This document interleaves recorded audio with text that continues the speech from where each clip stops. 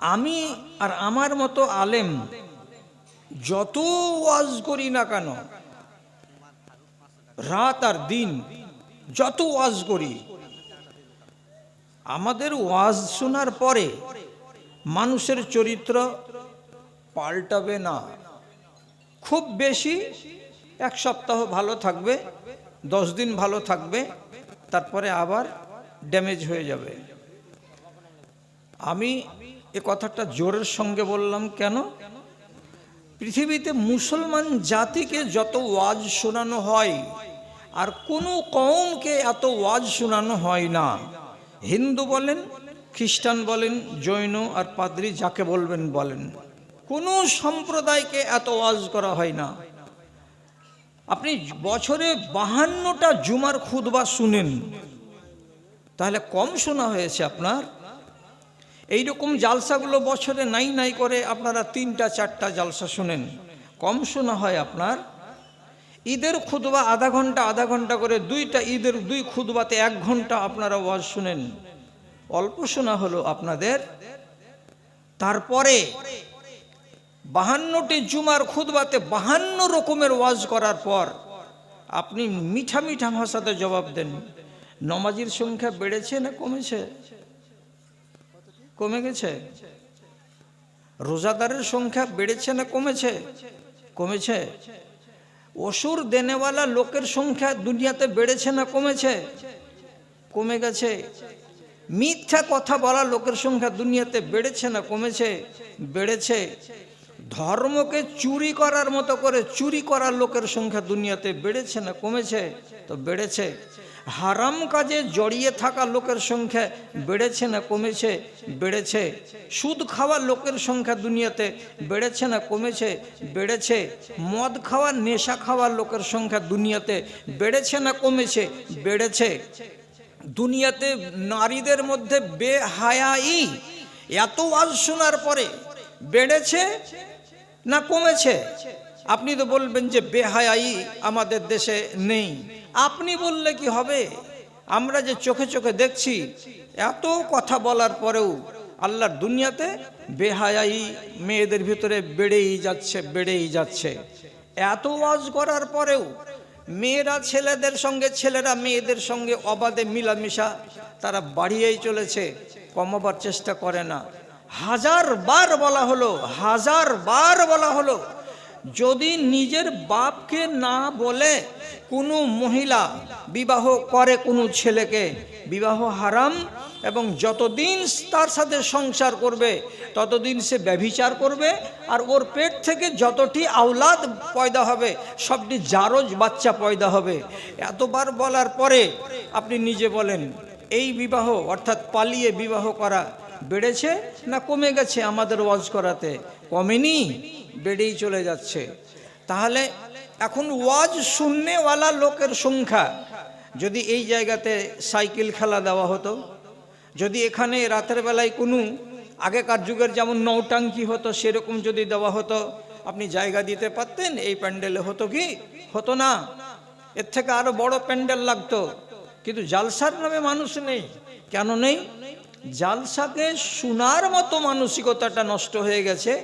আর এরা বাড়িতে বসে বসেই বলছে, কি করবি, যে হয় টাকা চাইবে, আর না হয় নামাজ পড়তে বলবে, আর না হয় রোজা করতে বলবে, আর না হয় এই দিতে বলবে, ওই দিতে বলবে। এগুলো তো সবাই আমরা জানি। এই জন্য কমে যাচ্ছে। তো কমে যাওয়ার মূল কারণটা কি? কিয়ামত যখন কাছে আসবে তখন ভালো করে বলছি, যতটি আগাদিকে মা বসে আছো, যতটি ভাই বসে আছেন, আপনারাকে বলছি, আল্লাহর কসম খেয়ে বলছে যে মুসলমানের উপরে কিয়ামত কায়েম হবে না। কিয়ামত মুসলমানেরা দেখতে পাবে না যে আমার সামনে কিয়ামত হলো। কিয়ামত যখন হবে তো তারা দেখবে যারা কাফির, ওরা কাফের ছাড়া একটা মুসলমান কিয়ামতকে ঘটতে দেখতে পাবে না। আপনি বেঁচে থাকা পর্যন্ত, মুসলমান বেঁচে থাকা পর্যন্ত দুনিয়াতে কিয়ামত কায়েম হবে না। কিয়ামত দেখবে কারা? যারা কাফির তারা। এবার বুঝতে চেষ্টা করেন, রাসূলুল্লাহ একদিন একদিন ওয়াজে বলছেন, এই দেখেন আমার দিকে, এই করে আঙুলটাকে তুললেন, আর তোলার পরে বলছেন, আনা ওয়াল কিয়ামাতু কাহাতাইনে, আমি এবং কিয়ামত এই আঙুল দুটোর মতো। আঙুল দুটোর মতো মানে কি? এখানে আছে কিয়ামত আর আমি আছি এই জায়গায়। এখান থেকে এই সময়টুকু, এই জায়গাটুকু, এই গ্যাপটুকুকে পূরণ করতে যত দিন টাইম লাগবে, এই জায়গায় যখন আমি পৌঁছে যাব, আমার উম্মতিদের বয়স ততদিনে যখন পৌঁছে যাবে, তখনই কিয়ামত হয়ে যাবে। তাহলে কিয়ামত আর রাসূলুল্লাহ কতখানি ছাড়াছাড়ি? আঙুলটাকে এমনি করে নিজের খাড়ো করে দেখেন, এইটুকু গ্যাপ, এতটুকু ছাড়াছাড়ি, এইটুকু পূরণ হয়ে গেলে কিয়ামত হয়ে যাবে। রসুলের মরা কতদিন হলো? 1450 বছর হলো, এখনো কিয়ামত হয়নি। তাহলে আর কতটুকু বাকি আছে? খুব বেশি যদি বাকি থাকে, আল্লাহ মাফ করিও, আন্দাজের করে বলছি, 8,500 বছর। তাহলে এই জায়গাতে পৌঁছে যাবে দুনিয়ার বয়স, আর এই জায়গাতে যেমনি পৌঁছে যাবে কিয়ামত কায়েম হয়ে যাবে। তো কিয়ামত কায়েম হওয়ার আগে কাদের উপরে হবে কিয়ামত? যারা কাফির তাদের উপরে হবে, যারা মুমিন তাদের উপরে কিয়ামত কায়েম হবে না। যারা নমাজ পড়ে তারা মুমিন, মুসলমান, যারা রোজা করে তারা মুসলমান, যারা দিনদারি করে তারা মুসলমান। এইগুলো হলো মুসলমানদের পরিচয়। এগুলো যতদিন পর্যন্ত দুনিয়াতে থাকবে ততদিন কিয়ামত কায়েম হবে না। কবে হবে? এই মুসলমানদের বাড়িতে এদেরই উরুসে একগুলো মানুষ জন্মিবে। একবারে জন্মিবে না, 3 বারে, 4 বারে, 5 বারে, 6 বারে, 10 বারে। 10 বারের বার যেগুলো নসল পয়দা হবে দুনিয়াতে, আপনারই নসল, কিন্তু ওদের ভেতরে ঈমান খুঁজে পাওয়া যাবে না, ঈমান থাকবে না। কিভাবে হবে? আল্লাহ রাব্বুল আলামিন বলছেন তার নবীকে দিয়ে, দুনিয়া থেকে প্রথমে আল্লাহর ভয়, মানে আল্লাহ বলছেন আমার ভয় আমি মানুষের অন্তর থেকে উঠিয়ে দেব। আমাকে বলে কোনো মানুষ ভয় করবে না, কোনো ছেলে ভয় করবে না, কোনো মেয়ে ভয় করবে না। যখন আমার ভয় অন্তর থেকে খালি হয়ে যাবে, তখন এরা চুরি করতেও দ্বিধা করবে না, মদ পান করতেও দ্বিধা করবে না, পালিয়ে বিয়ে করতেও দ্বিধা করবে না, পরের সম্পত্তিকে লুটে নিতেও দ্বিধা করবে না। যত হারাম কাজ আছে তারা একটাও হারাম কাজ করতে দ্বিধা করবে না। কেন? যে অন্তরে তাদের আল্লাহর ভয় নাই। আল্লাহর ভয় যখন উঠিয়ে নেবেন আল্লাহ রাব্বুল আলামিন, তখন আপনার দ্বারাই সব কাজ হতে থাকবে। 1000টা জুমা নামাজ পড়ান, হাদিসে লেখা আছে 3টা জুমা পর পর যে ছেড়ে দিল, কান্নাহু নাবাজাল ইসলামা ওয়ারা আজহারিহি, সে যেন ইসলামকে বাড়ির পিছন দিকে খাল খুঁড়ে পুঁতে দিয়ে বাড়ি চলে এলো। তার মানে ওর গায়ে ইসলাম আর নাই। আপনি বলুন কালিয়ার লোক, এরকম 3টা জুমা পর পর ছেড়ে দেওয়ার লোক কালিয়াতে আছে না নাই? সাহস আছে বুকে? হ্যাঁ বলতে পারবেন? ভয় করছেন তো? ভয় আমরা করি না। এইরকম লোক আপনার সামনে আছে, এই গায়ে আছে, যাকে আপনি বলছেন মুসলমান ভাই, আর আপনি তাকে সালাম দিচ্ছেন আর কত কি করছেন, আর আসলে কিন্তু ওর ভেতরে ঈমান নাই। এই লোকটা একটা বেড়ে গেল। আর একটা লোক দেখেন, এমনও লোক আছে যার সংসারে 4টা বাচ্চা, স্বামী স্ত্রী। এদের বিয়ে হওয়া কতদিন হলো? বলে আমাদের বিয়ে হওয়া 25 বছর হয়ে গেল। বিয়েটা গোড়াতে ভুল ছিল, জায়েজ বিবাহ ছিল না। 1000 বার মৌলানারা বলল, ওর স্ত্রীকে বললো, ওকেও বললো, ওরা মনে মনে বলছে যে হ্যাঁ ভুল, কিন্তু এখন নতুন করে আর কি করা যাবে? কি করা যাবে মানে কি? তোমাকে আবার বিয়ে করতে হবে। 25 বছর পরে হলেও, 5টা ছেলের বাপ হয়ে গেলেও বিবাহকে হালাল করতে হবে, না হলে তুমি গুনাহগার হয়ে মরবে। আর হাদিস বলছে কি, একটা মানুষ যদি কোনো রমণীর সঙ্গে নির্জনের রাতের বেলায় মিলিত হয়, তার অন্তর থেকে ঈমান বেরিয়ে উপরে চলে যায়। মেঘ যেমন উড়ে বেড়ায় আকাশের উপর, তেমনি ঈমান উড়ে বেড়ায়। আর ওখান থেকে আওয়াজ দিয়ে বলে, ওই অমুক লোক, আমি ঈমান আমার নাম, আর তোমার কাছে এখন যেটা আছে এর নাম হলো কুফর। এই কুফরের সঙ্গে আমি ঈমান বাস করি না। তুমি হারাম কাজে জড়িয়েছো মানে তুমি এখন কাফের, তোমার কাছে আমি ঢুকবো না, তোমার হৃদয়ে আমি বসবো না। যতক্ষণ পর্যন্ত এখান থেকে তুমি সরে না আসবে ততক্ষণ পর্যন্ত আমি বেরিয়েছি, তোমার বুক থেকে তো আমি বাহিরেই থাকবো, তোমার অন্তর খালি থাকবে কি থেকে? তো ঈমান থাকবে, ঈমান থেকে। তাহলে এই মানুষটা ব্যভিচার থেকে যতক্ষণ ফিরে না আসবে, আসার পরে সে আল্লাহর কাছে কেঁদে কেটে তওবা না করবে ততক্ষণ পর্যন্ত তার হৃদয়ে ঈমান ফিরে আসবে না। তাহলে এবার বলুন, এত মিষ্টি হাদিস থাকার পর যে মানুষটা হারাম বিবাহের উপরে নিজে কায়েম আছে, বাল বাচ্চা জন্ম দিচ্ছে, আর বলছে যে আমরা হালাল মিয়া বিবি, সে ব্যভিচারের উপরে কায়েম নেই, এর কাছে কি ঈমান আছে? এর কাছে ঈমান নেই। এদের উপরে কিয়ামত কায়েম হবে।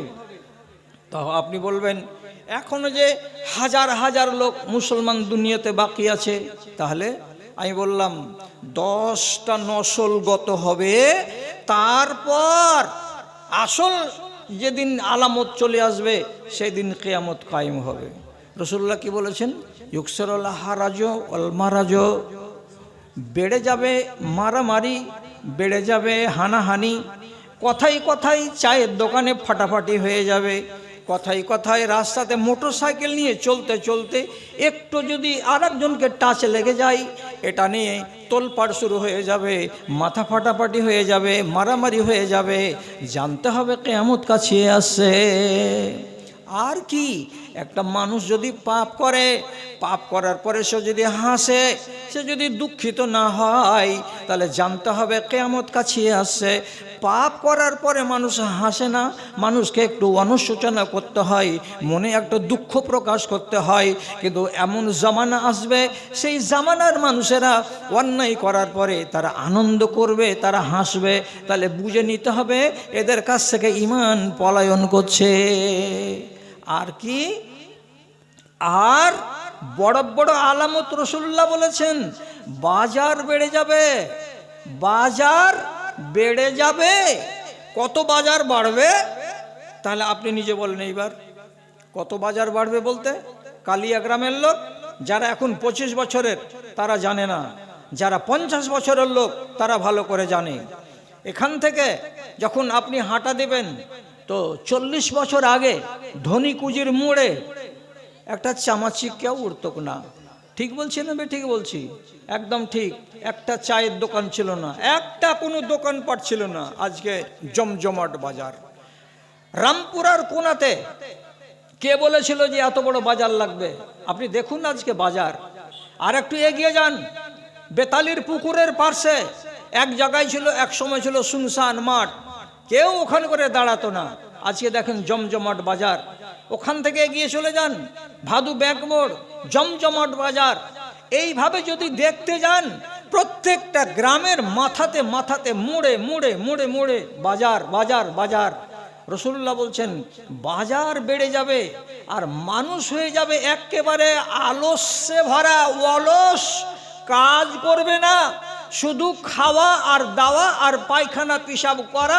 আর যেমনি বিকাল হবে 25টা টাকা বগলে দাবিয়ে নিয়ে পকেটে ভরে নিয়ে চৌরাহাতে গিয়ে বসে ভদর ভদর করা। বাস্তব সত্য কি সত্য নয় আপনি দেখুন। এই জামানার কটা লোক, আমি কালিয়াতে এসেছি বলে কালিয়ার নাম নিচ্ছি, আমার বাড়ি বিশনপুর, ওখানে ফরিস্তা বাস করে না। বিশনপুরের একটা লোক কেউ কোদাল চালায় না, বিশনপুরের একটাও লোক কেউ হাল চাষ করে না, সব মেশিনে করছে, সব কাটা আর ঝাড়া আর মারা সবই অল্প একটু করে করছে। যার কারণে মানুষ কি হয়েছে, আলসে হয়ে গেছে।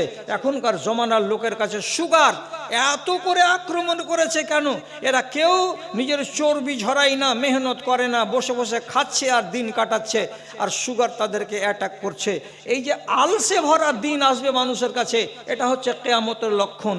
আর বড় লক্ষণ হলো এই, রাসূলুল্লাহ বলেছেন তোমার বাড়িতেই একগুলো মানুষ পয়দা হবে, যেই মানুষগুলো হবে কি, লা ইয়ারিফুনা মারুফান ওয়ালা ইউনকিরুনা মুনকারা।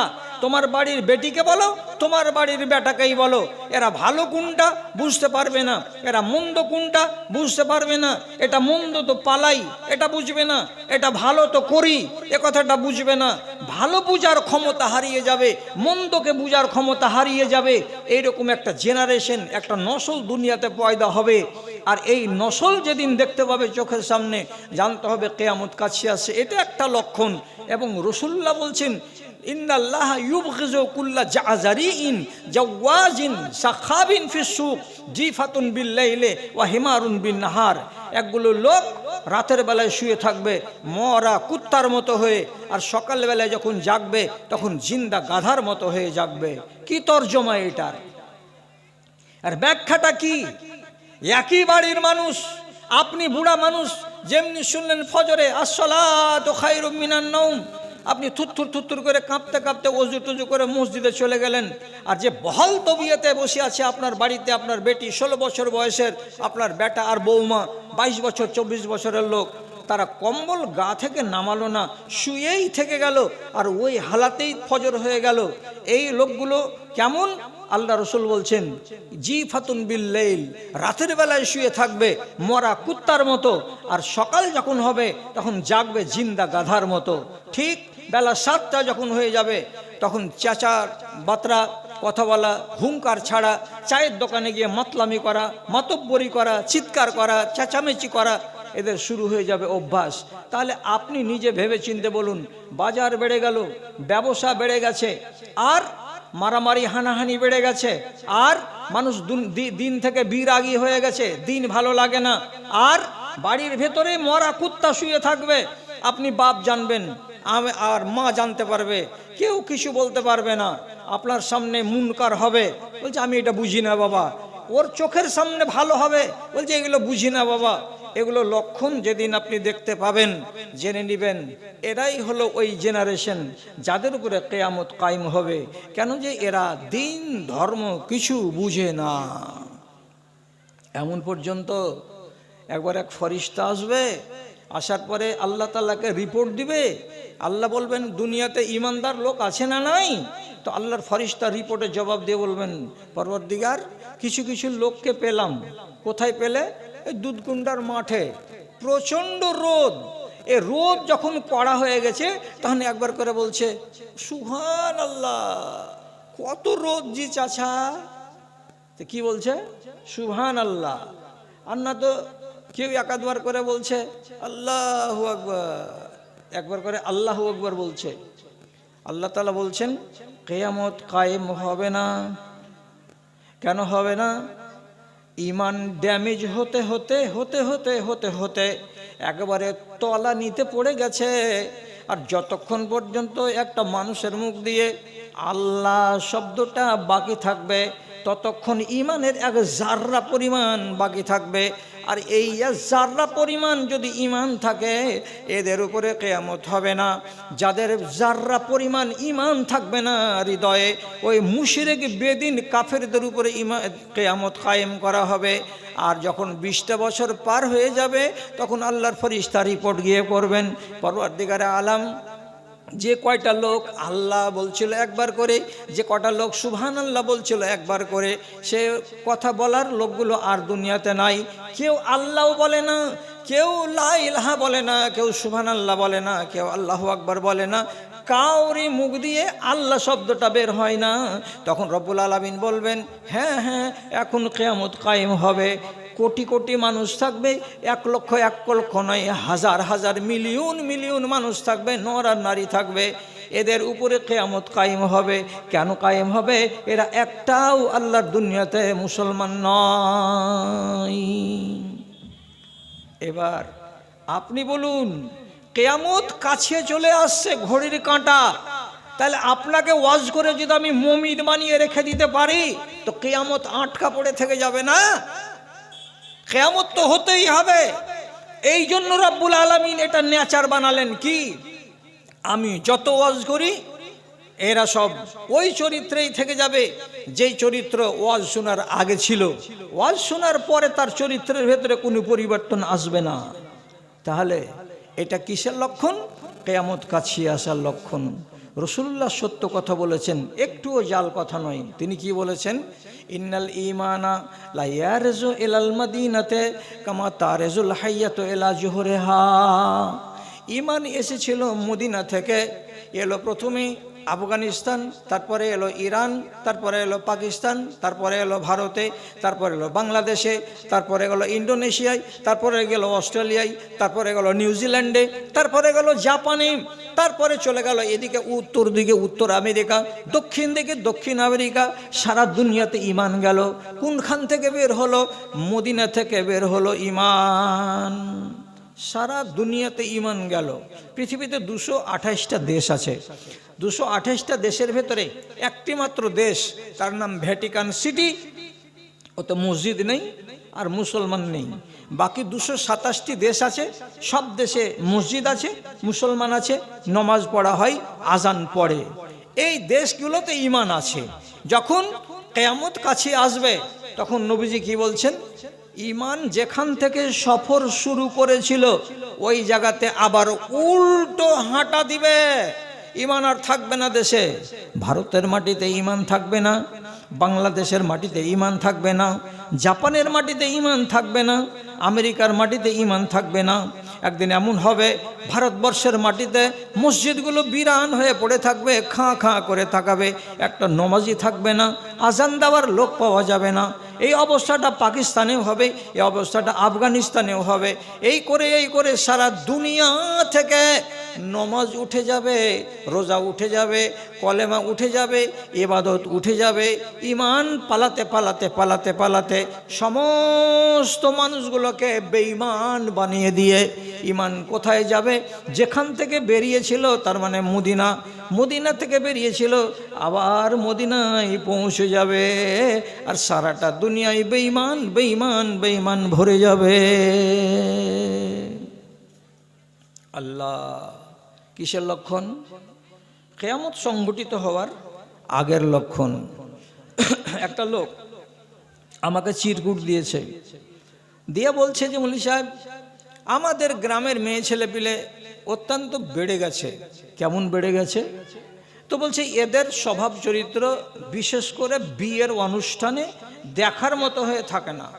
তা বলছে মেয়ে ছেলেদের ওয়াজ করবো করে ওদেরকে শুধরে দেবো। তোমরা বেটা ছেলে তোমাদের চরিত্রের কথা বলো, তোমাদের চরিত্র ভালো আছে?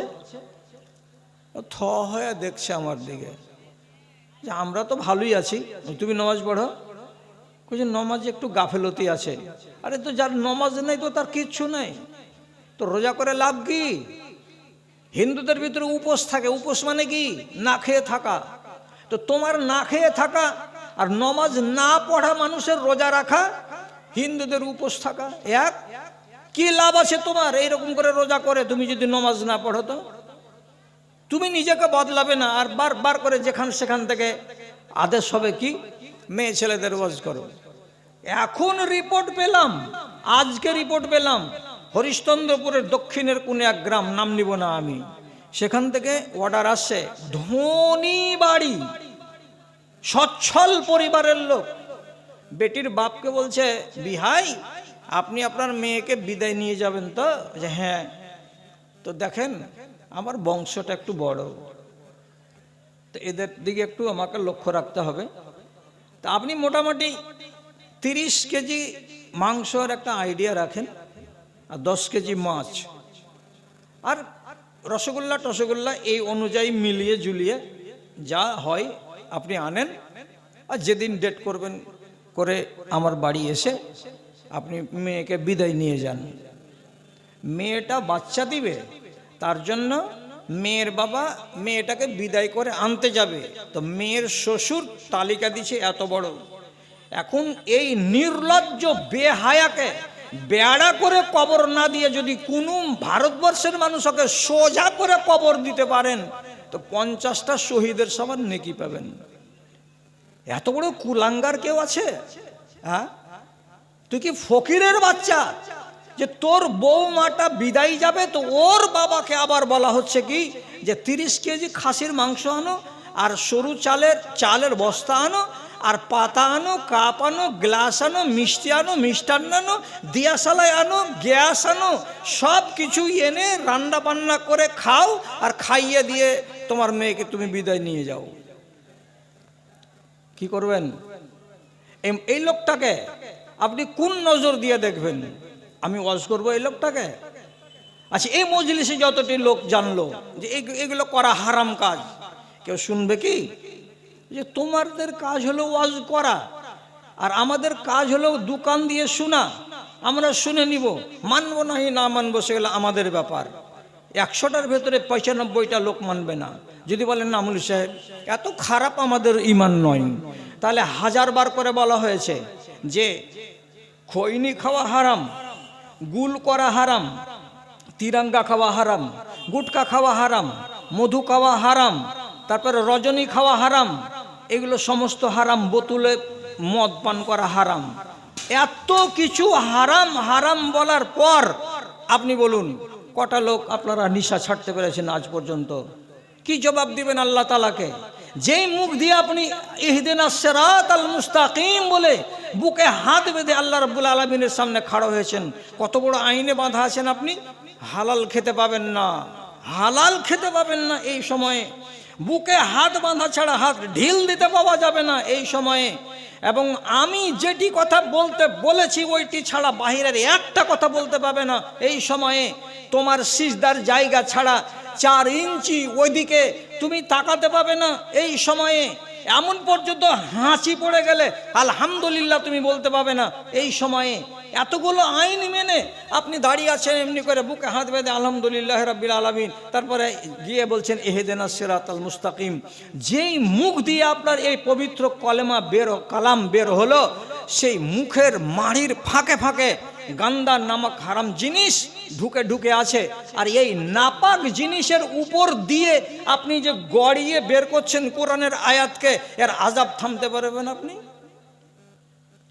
তাহলে কে বুঝাবে আপনাকে? কোথা থেকে আমাকে মৌলবি আনতে হবে, এনে আপনাকে শুধরাতে হবে? একটাই নল আপনার বাড়ির এই চৌরাহাতে তীরমোহনীতে যদি লাগিয়ে দেওয়া যায়, আর নলের পাশে একটা সাইনবোর্ড লাগিয়ে দিয়ে বলা হবে বেলা 9টা থেকে নিয়ে 10টা পর্যন্ত দুধ পড়বে, যারা যারা দুধ নিয়ে নাও। বেলা 11টা থেকে 12টা পর্যন্ত পানি পড়বে, যাদের পানির দরকার তোমরা পানি নিয়ে নাও। যদি ওইখানে লেখা থাকে বেলা 2টা থেকে বেলা 3টা পর্যন্ত যত শহরের পচা পানি আছে ওই পচা পানি পড়বে, কেউ পানি নিবে? ওগুলো পানি তো নিবেই না পচা। ওই নল থেকে দুধও নিবে না, ওই নল থেকে পানিও নিবে না। নিস নেবে এই নল দিয়ে পচা পানি পড়ে, শহরের মুত টুত আবি ঝাবি পড়ে, ওই নলের পানিও আপনি পান করবেন না। কেন? যে নলটাই খারাপ, যেহেতু ওই নল দিয়ে কি পড়ে? পিসাবের পানিগুলো পড়ে।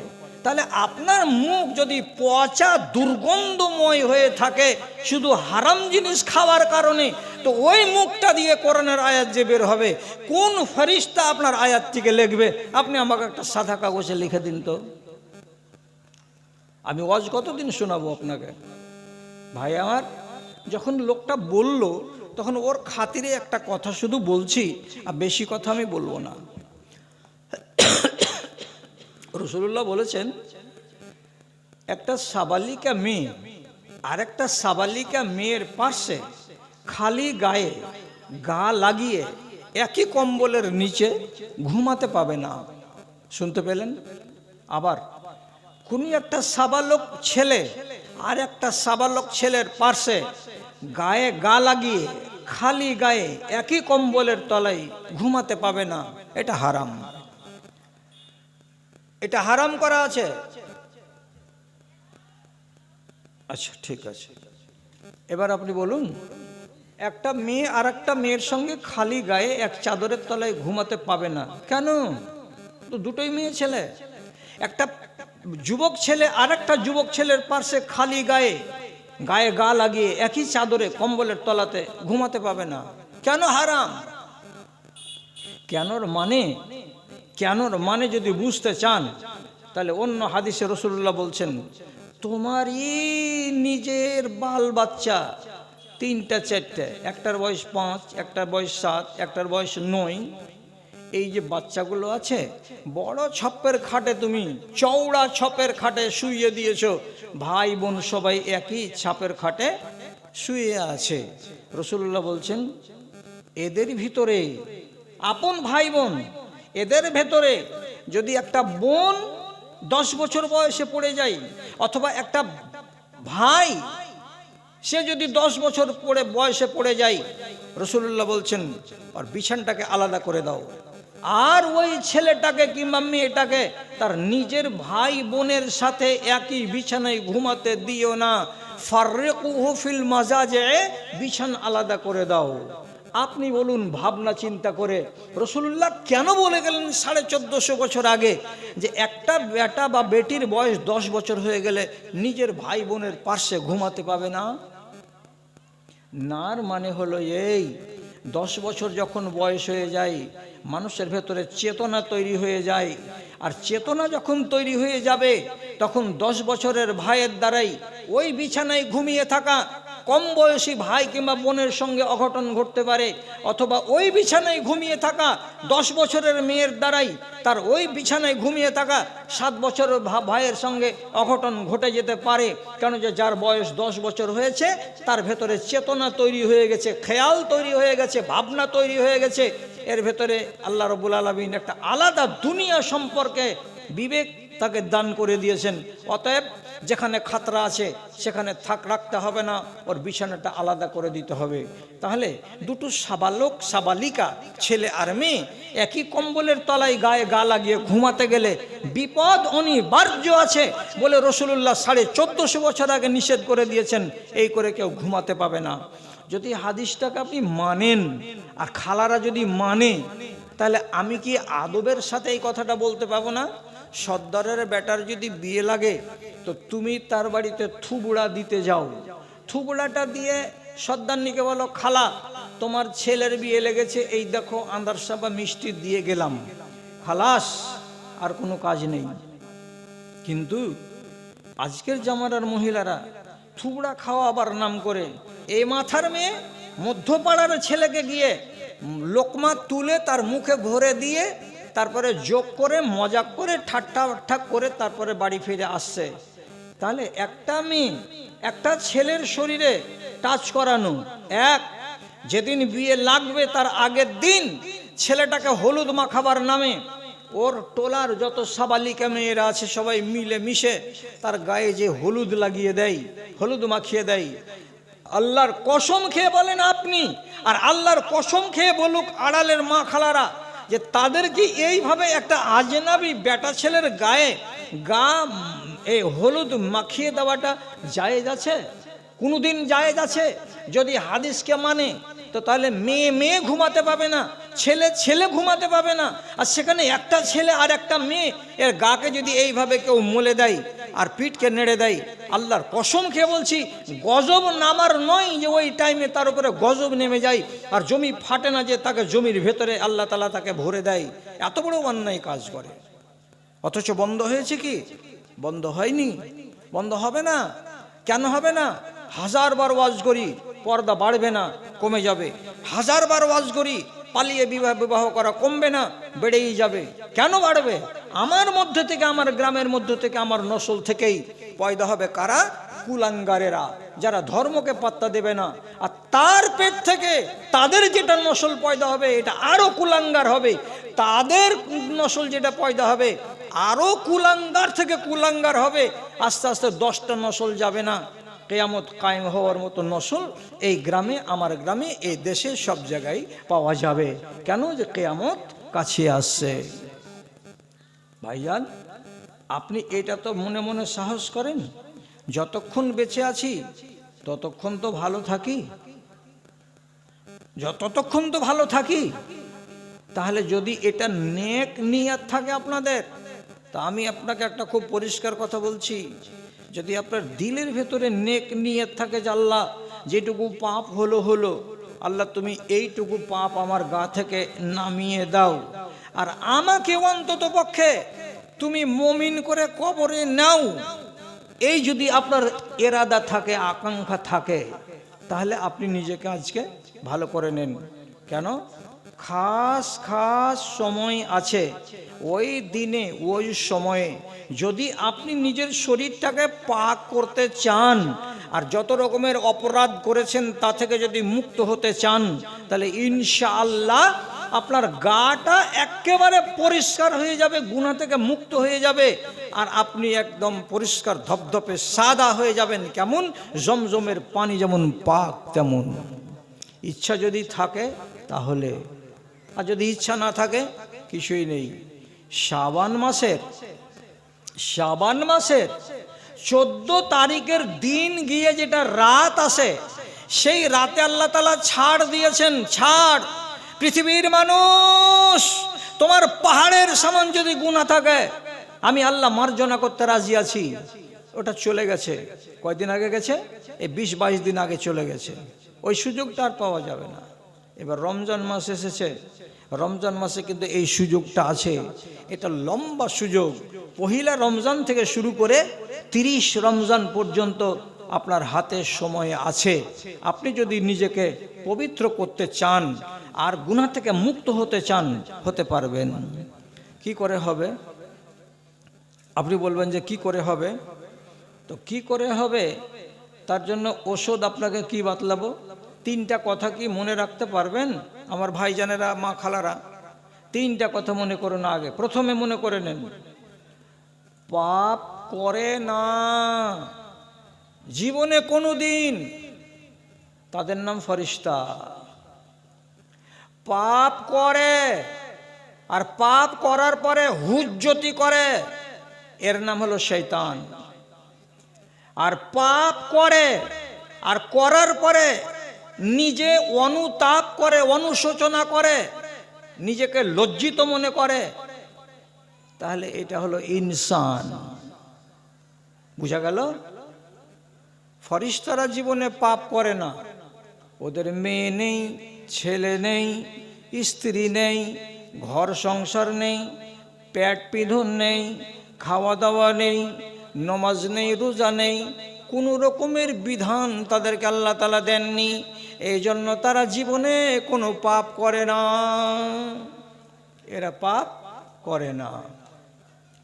ইবলিস শয়তান পাপ করেছিল, পাপ করার পরে আবার হুজ্জতি করেছিল। হুজ্জতি করার কারণে ঝাঁটা খেয়ে দুনিয়াতে এসেছে, কিয়ামত পর্যন্ত বেঁচে থাকবে, তারপরে মারা যাবে। এই ইবলিসের কপালে জুতা পড়েছে, সেই জুতা চলছে, আজ পর্যন্ত চলছে, কিয়ামত পর্যন্ত চলছে। জুতাটার নাম হলো আরবিতে রাজিম। আপনি বলেন কোরআন পড়ার আগে কি বলতে হয়? আউযু বিল্লাহি মিনাশ শাইতানির রাজিম। নামাজ পড়তে গেলে কি বলতে হয়? আল্লাহুম্মা বাঈদ বাইনি, শেষ করে নেবেন, তারপরে কি বলতে হবে? আউযু বিল্লাহিস সামিউল আলিম মিনাশ শাইতানির রাজিম, বিসমিল্লাহির রহমানির রহিম। জুতা পড়তে আছে, ঝাঁটা পড়তে আছে, কেন? ভুল করেছিল, ভুল করার পরে হুজ্জতি করেছিল, বাকড়ামি করেছিল, ভুলটাকে সে স্বীকার করতে রাজি হয়নি, তার জন্য রব্বুল আলামিন তার কপালে জুতা মেরে দিয়েছেন। এটা চরিত্র কার? তো ইবলিস শয়তানের। আর যারা ভুল করবে আর ভুল করার পরে নিজে নিজেই বলবে, স্বীকার করে, যা কি করলাম, আল্লাহ ভুল হয়ে গেছে আমার দ্বারাই, তো সে যদি নিজের ভুলটাকে স্বীকার করে নেয়, আর স্বীকার করে নেওয়া শুধু নয়, আল্লাহ রাব্বুল আলামিনের কাছে যদি কি করে? ইস্তেগফার করে, আল্লাহ তুমি আমাকে মাপ দাও, তোমার কাছে মাপ চাইছি, আল্লাহ ক্ষমা করো বলে যদি আল্লাহ রাব্বুল আলামিনের কাছে মাপ চাই, তাহলে সেই লোকটাকে আল্লাহ তাআলা বলছেন তোমাকে মাপ করে দেওয়া হবে। তাহলে আপনি মাপ চান, ভালো কথা। খুশির খবর আপনাকে বলবো। খুশির খবর হলো এই, আব্দুল্লাহ বিন মাসউদ বলছেন রাসূলুল্লাহর সামনে, আল্লাহ রসুল, বনী ইসরাইলের উম্মতেরা আমাদের চাইতে ভালো ছিল। কেন রে বাবা? বলছে ওরা পাপ করত, তখন ওদের পাপের শাস্তিটা ওদের ঘরের দরজাতে আল্লাহ তাআলার ফেরেশতারা রাতের বেলায় লিখে দিয়ে চলে যেত। বুঝতে পারলেন না? একটা লোক জিনা করেছে, কেউ জানে না, আল্লাহ তো জানেন। ফেরেশতাকে অর্ডার করে দেবেন, যাও মকবুলের বাড়ির মেন গেটে চৌকাটের উপরে লিখে দিয়ে চলে আসো ওর সাজাটা। কি সাজা? একটা আনফাকা তোমার নাক কাটো, লেখা থাকবে না। কেন নাক কাটবে? যে যার দরজায় লেখা থাকবে কথাটা সেই জানতে পারবে, আর বাহিরকার লোকেরাও জানতে পারবে মকবুল ভাই নিশ্চয়ই একটা বড় অপরাধ করেছে, না হলে তার ঘরের দরজাতে কেন লেখা আছে যে তোমার নাক তোমাকে কাটতে হবে। নাক কেটে নিল, গুনাহ থেকে মাফ হয়ে গেল। আর একটা লোক ধরে নেন মদ খেয়ে চলে এসেছে, ওর ঘরের দরজাতে লেখা থাকবে ইক্তাউজ নাকা, তুমি তোমার কান কাটো। কান কাটতে গেলে পরশুদিন রাত্রে যেটা অপরাধ করেছো এই অপরাধ থেকে তোমাকে আল্লাহ তাআলা মুক্ত করে দেবেন। এই জিনিসটা যখন দরজাতে লিখে দেওয়া হয় তখন ওই জমানার লোকেরা তাড়াতাড়ি করে কান কাটে কিংবা তাড়াতাড়ি করে নাক কাটে। যদি না কেটে দেয় ততক্ষণ পর্যন্ত লেখাটা মিটাবে না। আর বাইরের লোক যদি বাড়িতে দেখা করতে আসে তো দরজায় লেখা আছে ওটা পড়ে নিবে, আর পড়ে নেওয়ার পরে জেনে নিবে মকবুল মানুষটা ভালো মানুষ নয়, জমশেদ মানুষটা ভালো মানুষ নয়, রাতের অন্ধকারে নিশ্চয়ই দুর্নীতি করে, নাহলে এমন কথা কেন লেখা আছে। এটা নিয়ম ছিল কাদের? তো বনি ইসরাইলদের। রাসূলুল্লাহ যখন শুনলেন কথাটা যে আল্লাহ রসুল আমাদের চাইতে বনি ইসরাইলেরা মনে হয় ভালো ছিল, ওরা পাপ করত তো তার সাজা আল্লাহ তাআলা তাদের ঘরের দরজাতে লিখে দিতেন, তো ওরা সাথে সাথে সাজাটাকে মেনে নিত আর নিয়ে গুনাহ থেকে মুক্ত হয়ে যেত। আর আমরা কত লোক অন্যায় অপরাধ করছি, চুরি ডাকাতি রাহাজানি ছিনতাই ব্যভিচার মদখোরি সুদখোরি সব আমাদের লুকা থাকছে, কেউ জানতে পারে না, আর আমাদের গুনাহগুলো মোচন হয় না। তখন নবী বললেন ও বাবা ভালো করে বুঝো, তোমার ইজ্জত বেশি বনি ইসরাইলদের চাইতে। বলছি কেন? তোমার গ্রামের একটা মহিলা, তার নাম মনে মনে ধরে নাও যে এর নাম হলো সুলতানা, ওর স্বামী কেরালায় খাটতে গেছে, 2 ছেলের মা, স্বামী 6 মাস বাড়ি আসবে না, পয়সা কড়ি জমিয়ে টমিয়ে বাড়ি আসবে। এই সুলতানা অন্য একজন লোকের সঙ্গে ফোনে ফোনে কথা বলে রাতের বেলায় অপরাধ করে নিয়েছে। তাহলে স্বামী বাড়িতে নেই, আর এই মহিলা তার স্বামীর আমানতে খিয়ানত করেছে, কেউ জানে না। তাহলে এই মহিলাটার নামে ওর স্বামীর বাড়িতে ওর ঘরের দরজায় সাইনবোর্ড লেগে যেত আল্লাহর ফয়সালা অনুযায়ী, আর দিয়ে বলতো কি সুলতানা ইকতা আনফাকে, সুলতানা তুমি তোমার নাক কাটো জলদি। তো যদি ওর স্বামী 3 দিন পরে বাড়ি এসে দেখে আর বলে হ্যাঁ রে ঘরের দরজাতে এই কথা কেন লেখা আছে, স্বামী বুঝে নিবে না যে আমার স্ত্রী এত বড় অন্যায় করে বসে আছে? ঢোল পিটে যাবে না গ্রামে?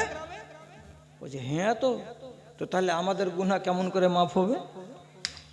তো রাসূলুল্লাহ তখন বলছেন যে আমাদেরকে আল্লাহ রাব্বুল আলামিন বলেছেন ওয়াল্লাযিনা ইযা ফাআলু ফাহিশাতান আও যালামু, আমার বান্দারা, আল্লাহ রাব্বুল আলামিন বলছেন আমার বান্দারা অর্থাৎ এই উম্মতিরা, তোমরা যদি কেউ ব্যভিচার করো, তোমরা যদি কেউ চুরি করো, ডাকাতি করো, রাহাজানি করো, যতই বড় ধরনের অপরাধ করো না কেন, যদি নির্জনে বসে নিরালায় বসে আল্লাহ রাব্বুল আলামিনকে স্মরণ করো আর মুখ দিয়ে উচ্চারণ করে বলো আস্তাগফিরুল্লাহ, মুখ দিয়ে যদি উচ্চারণ করো আস্তাগফিরুল্লাহ রাব্বি মিন কুল্লি যামবি ওয়া আতুবু ইলাইহি, আল্লাহ তোমার কাছে মাপ চাইছি, তুমি আমাকে ক্ষমা করে দাও, এই কথাটা যদি তোমরা উচ্চারণ করো তাহলে তোমাদের সব গুনাহ মাফ হয়ে যাবে, একটাও গুনাহ তোমাদের জমা থাকবে না। এটা ভালো না ওইটা ভালো? তো বলছেন আমাদেরটা ভালো।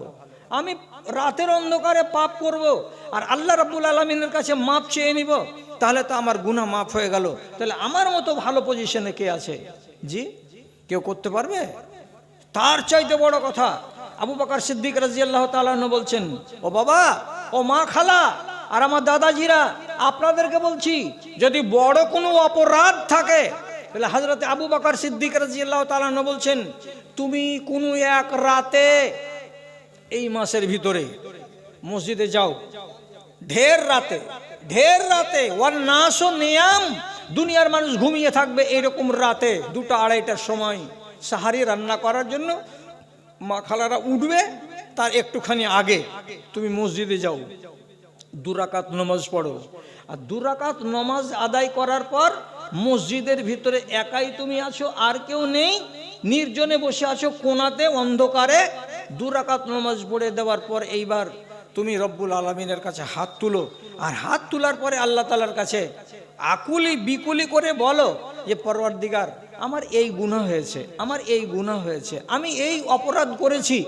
বলে আপনি যদি আল্লাহ তাআলার কাছে মাপ চান, কসম আল্লাহর বলছি, যদি চোখের পানি নামাতে পারেন তো 100% গ্যারান্টি যে আপনার দোয়া কবুল হবেই হবে। আর যদি চোখের পানি নামাতে নাও পারেন, আর যদি আল্লাহ তাআলার কাছে আকুলি বিকুলি করে এই মাসে দোয়া করা যায়, তাহলে পরে আপনার গুনাহ খাতা ঘাড় থেকে সব নেমে যাবে, জমা থাকবে না ঘাড়ে। একটা দোয়া বলছি, কোনো ভাই যদি কোনো মৌলবীর কাছ থেকে লিখে নেন, কোনো মা যদি কাউরির কাছ থেকে লিখে নেই আর নেওয়ার পরে সেটাকে মুখস্থ করার চেষ্টা করে, দাদারে আমার, আপনার গাখানা একদম পাক আর সাফ থাকবে, কোনোদিন পাপ আপনার ঘাড়ে জমে থাকবে না। আমি বলে শোনাচ্ছি, একটা শুনে দেখেন কেমন লাগে। আল্লাহুম্মা গফিরলি, আল্লাহুম্মা গফিরলি মা কদ্দামতু ওয়া মা আখারতু ওয়া মা আসরারতু ওয়া মা আলানতু ওয়া মা আসরাফতু ওয়া মা আনতা আলামু বিহি মিন্নি আনতাল মুকদ্দিমু ওয়া আনতাল মুআখিরু লা ইলাহা ইল্লা আনতা। এই দুয়াটাতে কি বলেছি? এ রব্বে কারিম, তুমি আমাকে মাপ দাও, যেগুলো আমি জেনে করেছি তাও দাও, যেগুলো না জেনে করেছি সেটাও দাও, এবং যেগুলো লুকিয়ে রেখেছি সেগুলোর মাপ দাও, যেগুলো সামনে খুলে দিয়েছি সেগুলোকেও মাপ দাও, যেগুলো আমার জানা নেই ভুলে গেছি পাপ করার পরে, কিন্তু তুমি জানো মালিক, তুমি আমাকে সেগুলো মাপ দাও। এই কথা বলে যদি একটা বান্দা রব্বুল আলামিনের কাছে আরাধনা করে, তো রাসূল করিম সাল্লাল্লাহু আলাইহি সাল্লাম বলছেন তার গাটাকে পানিতে ভিজা পাতা যেমন তাতে কোনো দাগ থাকে না, ধাব্বা থাকে না, ওই রকম আপনার গাটাকে পরিষ্কার করে দেওয়া হয়, গুনাহ থেকে আপনাকে মুক্ত করে দেওয়া হয়। যদি বলেন যে আমরা ভাই মুলি সাহেব খেটে খাওয়া মানুষ, এতগুলো লম্বা চওড়া আমরা করতে পারবো না, তো ছোটটাই করবেন। ছোটটা কি? এই নিয়াতে করবেন। কি নিয়াতে? আমি আমার যত গুনাহ আছে তার মাপ চাই, এই নিয়াতে আল্লাহ তাআলাকে বলবেন কি, আস্তাগফিরুল্লাহ রাব্বি মিন কুল্লি যামবি ওয়া আতুবু ইলাইহি। এটা তো বলা যাবে? এটা না, এটাও বলতে পারবেন না। আস্তাগফিরুল্লাহ রাব্বি মিন কুল্লি যামবি ওয়া আতুবু ইলাইহি, এই কথাটা বলবেন। আপনি বলুন তো, রাসূলুল্লাহর কোনো পাপ ছিল কি জীবনে? ছিল না। অথচ তিনি বলছেন আমি সারাটা দিনের ভেতরে 100 বার করে বলি আল্লাহ তাআলার কাছে আস্তাগফিরুল্লাহ, আল্লাহ তুমি আমাকে মাপ দাও। তিনি 100 বার করে দিনে বলছেন আল্লাহ তুমি আমাকে মাপ দাও, আল্লাহ তুমি আমাকে মাপ দাও।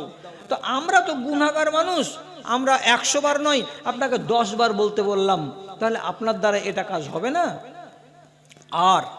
আর একটা কথা বলে যাচ্ছি, আমার পরে আর একজন বক্তা আছে, আমি খুব বেশি সময় আপনাদের নিব না, 11:30 হতে হতে আমি ছেড়ে দেব, তারপরে আর একটা বক্তা আছে, তাকে আবার আপনাদের সামনে আনা হবে। আমি বলতে চাইছি, যদি দুটা কথাকে মায়েরা আর ভাইয়েরা আপনারা সব সময় মগজে চেতন করে রাখেন, তাহলে আপনার ইমানে পোকা লাগবে না। কি বললাম? দুটো কথাকে যদি আপনি মুখস্থ রাখেন, খেয়ালে রাখেন, তাহলে আপনার ইমানে কোনোদিন পোকা লাগবে না, আপনার ইমানটা সলিড হয়ে থাকবে। 1 নম্বর আমার দিকে দেখেন, আল্লাহ তাআলা বলছেন ওয়া হুয়া মাআকুম আইনামা কুনতুম আল্লাহু বিমা তা'মালুনা বাসীর। তর্জমাটা করার আগে আপনাকে শুধু বুঝাবার জন্য বলছি, 1-2টা লোক কমসে কম হ্যাঁ কিংবা না বলিয়েন তো দাদারা। 1-2টা লোক বড় বড় ব্যাংকে জায়গা জায়গা ক্যামেরা উপরে লাগা আছে, এগুলোকে বলা হয় সিসি ক্যামেরা। আচ্ছা, আপনারা কেউ দেখেছেন এগুলো? বলেন তো, কেউ হ্যাঁ না বলেন। দেখেছেন তো? বড় বড় শপিং মলে এরকম ক্যামেরা লাগা আছে। আজকাল মানে বড় দোকান হতে গেলেই, যেখানে 2টা 3টা 4টা লেবার কাজ করছে, এইরকম বড় দোকান যেগুলো তো ভিড় হয়, সব জায়গাতে সিসি ক্যামেরা লাগানো আছে। সিসি ক্যামেরাটা কি করছে? কে চুরি করলো, কে লুকিয়ে পকেটে ভরে নিল, কে শোরুমে জিনিস দেখতে দেখতে একটা 3/4 পরে নিল, বাহিরে গেট পার হওয়ার সময় কে বুঝতে পারবে যে আমি কি করেছি কি না করেছি? তার জন্য সিসি ক্যামেরা বড় বড় শপিং মলের যে কোনো টার্নিংয়ে লাগানো আছে। তুমি চুরি করে রেহাই পাবে না। যত এটিএম আছে সমস্ত এটিএমে বসানো আছে সিসি ক্যামেরা। তুমি এটিএমে ডাকাতি করতে এসে রেহাই পাবে না। তোমার চেহারা এই সিসি ক্যামেরাতে ধরে নিবে আর নিয়ে তোমাকে খুঁজে বার করবে। তাহলে সিসি ক্যামেরা আসার পর দোকানপাটে চুরি কমে গেল। কথা বুঝতে পারলেন? এবার আল্লাহ তাআলা বলছেন ওয়া হুয়া মাআকুম আইনামা কুনতুম, হে মানুষেরা তোমরা যেখানেই থাকো না কেন, যে হালাতে থাকো না কেন, যেই অবস্থাতেই থাকো না কেন, তুমি আল্লাহ রাব্বুল আলামিনের চোখের সামনে আছো, তুমি আল্লাহর সাথে আছো, তোমার সঙ্গে রব্বুল আলামিনের লিংক হয়ে আছে। তুমি একটা মিনিটের জন্য আল্লাহ তাআলার নিয়ন্ত্রণের বাইরে যেতে পারবে না, তোমার হিম্মত নাই। আল্লাহ, তাহলে আপনি মনে মনে বলবেন, হাজি পায়খানার ঘরে আছি তো আল্লাহ আমাকে বুঝতে পারছেন, জানতে পারছেন, আল্লাহ তাআলার নিয়ন্ত্রণে আমি আছি। জি, আপনি পানির তলাতে ডুবে যান, আল্লাহর নিয়ন্ত্রণে আছেন। আল্লাহর ক্যামেরাকে ফাঁকি দেওয়া যাবে না। এবার কোরআনের এই আয়াতটাকে যদি বলেন যে আমি বিশ্বাস করি, তাহলে আল্লাহর কসম খেয়ে বলেন তো, এই সামিয়ানার তলাতে আল্লাহর কসম খেয়ে আপনি যখন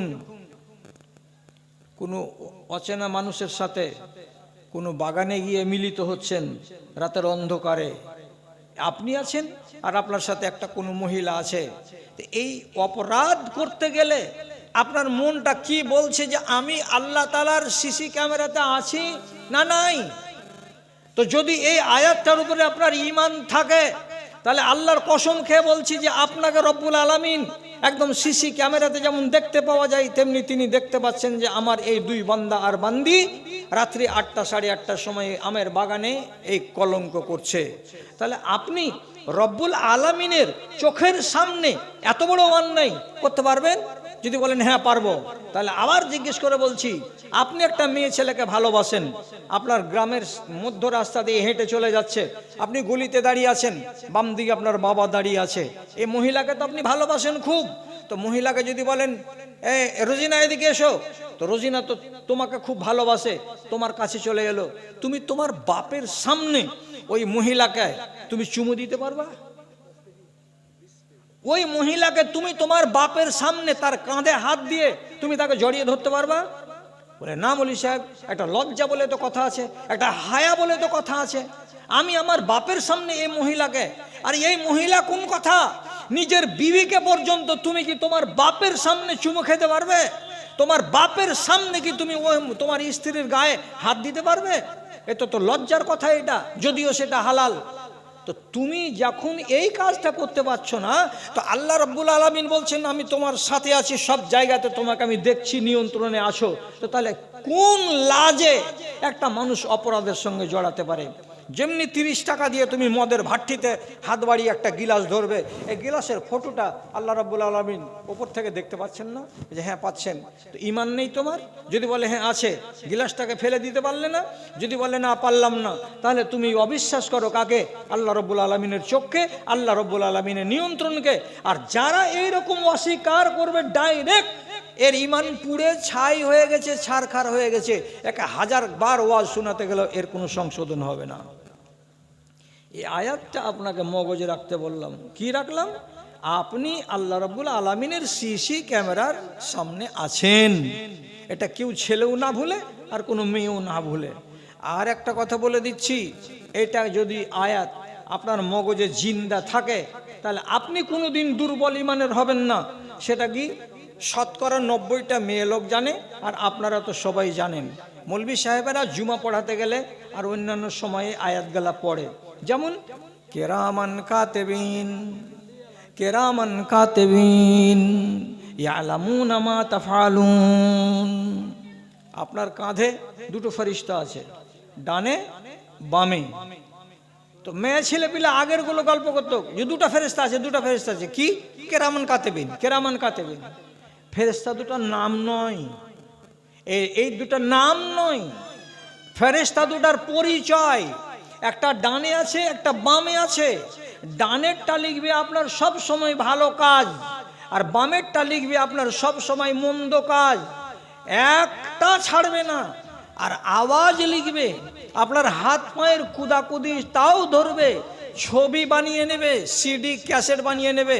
যেমন আমি এখানে বলছি, আমার কথাগুলো সব ক্যামেরাতে সব লিপিবদ্ধ হয়ে যাচ্ছে। আমি কি মিটাতে পারবো? পারবো না। তেমনি আপনার বাম কাঁধে যেগুলো পাপ লেখা হচ্ছে আপনি মিটাতে পারবেন না। তাহলে দুটো ফারিস্তা যেখানে আপনাকে ঘুমাবার কালে, জাগবার কালে, বিদেশে, নিজের দেশে, পানির তলায়, পানির উপরে, ডাঙায়, গাছের উপরে, যেখানে ইচ্ছা সেখানে আপনি যাবেন, দুই ফারিস্তা আপনার ভালো আর মন্দ লিখছে। তাহলে আপনি কোন সাহসে বুকের পাটা কত আপনার, যে আপনি কেন এরকম অন্যায় কাজের দিকে যাচ্ছেন? আপনার মন একবার বলে না যে আমি যে অন্যায়টা করলাম তো সাথে সাথে যে ভিডিও ক্যামেরা হয়ে গেল? কে করলো ভিডিও ক্যামেরা? আল্লাহর ফেরেশতা। আপনারা সবাই বলবেন হ্যাঁ ভিডিও ক্যামেরা হলো, কোথায় প্রমাণ আছে এগুলো? কোথায় প্রমাণ আছে? আল্লাহ তাআলা কোরআন মাজিদের ভেতরে স্পষ্ট করে বলে দিয়েছেন, ইয়াউমা তুবলা সারায়ের। কিয়ামতের দিন কোন একটা লোক যখন নিজের গুনাহকে স্বীকার করবে না, তখন রব্বুল আলামিন হাজার মানুষের সামনে তাকে ডাকবেন, আর ডাকার পরে বলবেন তোর কীর্তিগুলোকে মানুষের সামনে তুলে ধরছি, আয় নিজের চোখে দেখ। তার ক্যাসেটটাকে চালিয়ে দেওয়া যাবে, তার ভেদের কথাগুলোকে যখন সামনে এনে দেওয়া যাবে, বড় একটা স্ক্রিনের সামনে যখন ভাসবে, তোমার 30 বছর বয়সের কারনামা, তোমার 30 বছর বয়সের কেলেঙ্কারি, তখন তুমি চেষ্টা করবে মিটিয়ে দেব, আল্লাহ এটাকে থামিয়ে দাও, আমার বেইজ্জতি যেন আর না হয়। রব্বুল আলামিন বলছেন ইয়াউমা তুবলা সারায়ের ফামা আলাহু মিন কুওয়াতিন ওয়ালা নাসির। সেদিন তোমার কোনো বাপ এসে ওই সিডিটাকে বন্ধ করতে পারবে না। আমি যখন গ্রামবাসীকে দেখাবো, দুনিয়ার মানুষকে দেখাবো তোমাকে বেইজ্জত করার জন্য, সেদিন কাউরি হিম্মত হবে না সেটাকে বন্ধ করে দেওয়ার। রেকর্ড হয় না? এসে বদল দেখি, এগুলো রেকর্ড হয় না? তো যদি আপনি বলেন বিশ্বাস করি, এ কথাটা যদি আপনার ঈমানের মধ্যে জায়গা পেয়ে থাকে, তাহলে আপনাকে জোরের সাথে বলবো, কেন মন্দ কাজে হাত দিতে গেলেন? যেখানে সিডি ক্যামেরা হয়ে গেল, লুকাবেন কি দিয়ে? লুকাবার ক্ষমতা নেই। এই জন্য আপনাকে আমি আদরের সাথে বলছিলাম, খুব মোহাব্বতের সাথে বলছিলাম, দুটো আল্লাহর কোরআনের আয়াতকে যদি মগজে জিন্দা করে রাখেন, আপনার ঈমানে রোগ লাগবে না।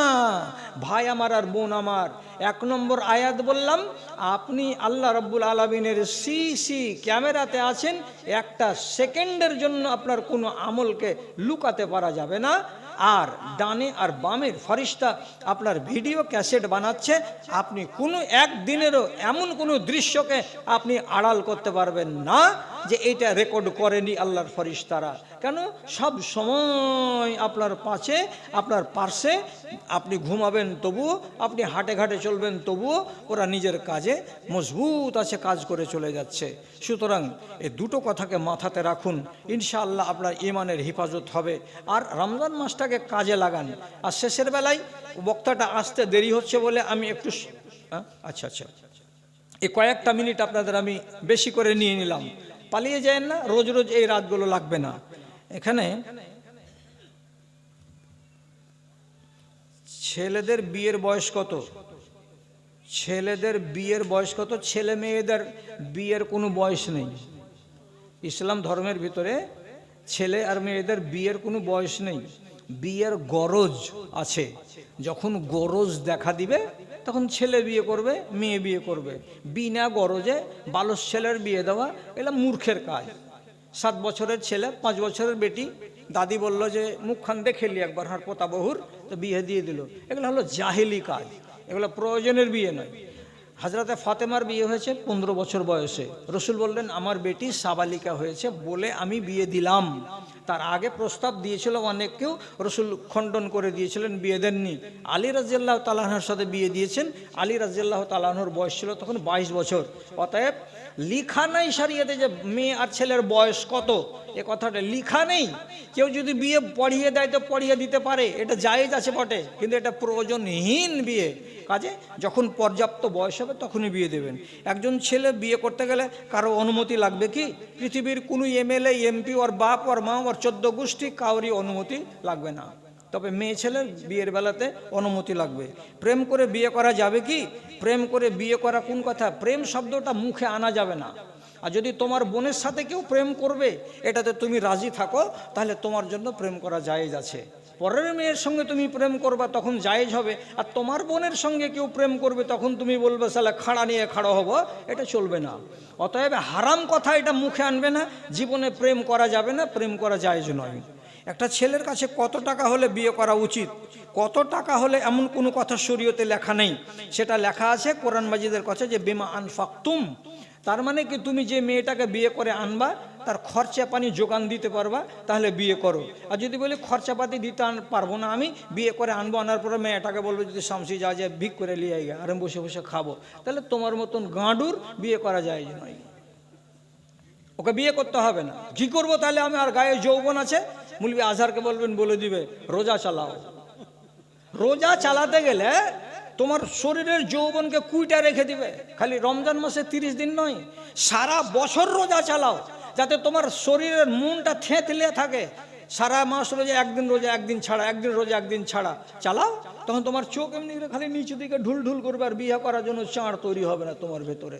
রাসূলুল্লাহ হাদিসে বলে দিয়েছেন যতদিন পর্যন্ত পুঁজি না হবে ততদিন তো পর্যন্ত তুমি রোজা চালিয়ে যাও। তো যাক, কথা অনেকটি হয়ে গেল। এবার আচ্ছা আচ্ছা, এই পালিয়ে টালিয়ে যায় না, পালিয়ে যায় না। আচ্ছা, ও মুলবি আজহারের আহলিয়া বাড়ি থেকে দিয়ে পাঠিয়েছে 1000 টাকা, একটা মহিলার দান এলো। আচ্ছা, কথাটা হলো এই, মসজিদের জন্মলগ্নে দান ছাড়তে হয় না। যদি আপনি 1 বস্তা সিমেন্ট লেখে দিয়ে থাকেন আর একদিন আপনি নমাজ পড়েন ওইখানে, আপনার মনটা খালি উৎফুল্ল হয়ে যাবে। আলহামদুলিল্লাহ, আমি একটা বস্তা সিমেন্ট দিয়েছিলাম, ছাদ হয়ে গেছে, আজকে নমাজ পড়লাম।